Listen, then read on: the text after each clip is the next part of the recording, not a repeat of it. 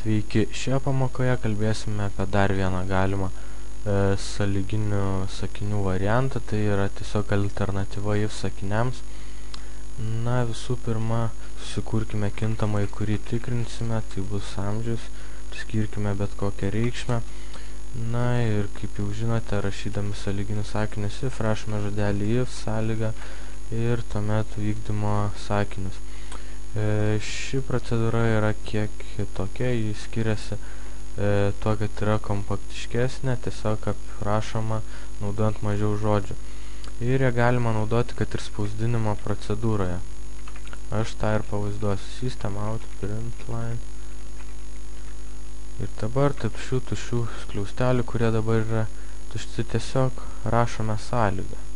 Na, šiuo atveju, jeigu amžius daugiau už 18, ir dabar norėčiau atkreipti dėmesį, kad šios procedūros toks raktinis simbolis tiesiog yra klaustukas. Galite įsivaizduoti, kad programa klausia, ar ši sąlyga yra tenkinama. Jeigu taip, tuomet galite įvesti kažkokį tai vykdymo sakinį, tas pats kaip then sakinys. Na, tarkime, jūs esate pilnametis. Tačiau gali būti, kad sąlyga nėra tenkinama.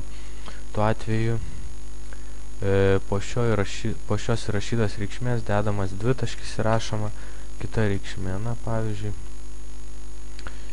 jūs esate pernelyg jaunas. Na ir visų pirma paleidžiu programą, po to truputį pakomentuosiu.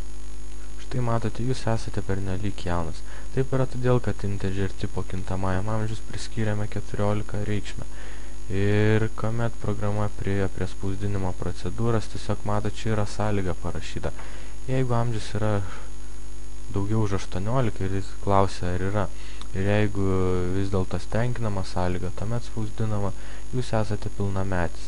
Jeigu ši sąlyga netenkinama, vykdomas tiesiog tekstas ar suteikiama reikšmė, kuri yra po šio simbolio.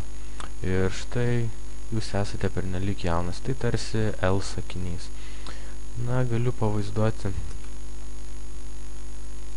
šios operacijos pritaikymo būdą nebūtinai spausdinime, tiesiog priskiriant kažkokią reikšmę kintamajam. Ir tuo atveju mums reikia susikurti vieną jų. Vėlgi susikurkime integer tipą, tarkim, kad ir x, ir jokios reikšmės nepriskirkime. Reikšmę priskirsime lygiai tos pačios operacijos būdu.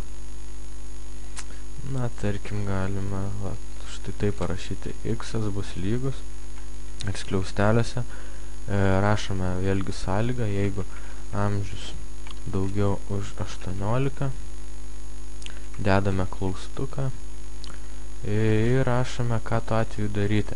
Na, jeigu amžius daugiau už 18, tarkime, mes tuo atveju norime kintamajam priskirti reikšmę 5. Bet jeigu ši sąlyga nėra tenkinama, tuomet kintamajam x norime priskirti reikšmę, tarkim, 0. Dedame kabletaškį. Na ir štai matome, dingo visas klaidas. Paleidžiame programą.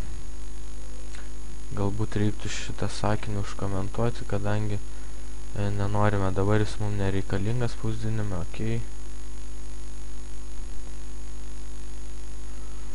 Na ir aš pamiršau vieną dalyką, kad mes tiesiog suteikėme kintamajam reikšmę, bet neparašėme, kad ją spausdintų.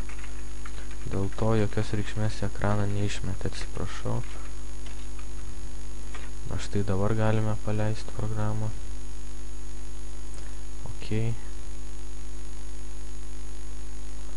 Na ir štai matome 0. Taip yra todėl, kad mūsų kintama amžius yra 14. O čia atėjus programa iki šito sakinio tiesiog tikrina. Jeigu amžius yra daugiau už 18, bet ši sąlyga nebuvo tenkinama, kadangi 14 nėra daugiau už 18. Todėl pasirinko else variantą ir šiam kintamajam suteikia reikšmę 0. Jeigu sąlyga būtų tenkinama, net neabejoju, kad būtų atspausdinamas rezultatas 5. Na, tiesiog pakeiskime į 65, paleidžiame vėlgi programą, ok. Ir štai matote, atspausdino 5. Na, taip, turbūt jau supratote, kodėl taip įvyko. Na, gal dar kartą norėčiau užakcentuoti šį simbolį klaustuką ir then ir else reikšmių atskirimą dvitaškių. Ir nepamirškite viso to įdėti į skliaustelius. Na, tai tiek šioje pamokoje, tikiuosi, kad viską supratote, jeigu ne, tai rašykite, klauskite, komentuokite, tikrai atsakysiu ir iki sutikimo kitose pamokose.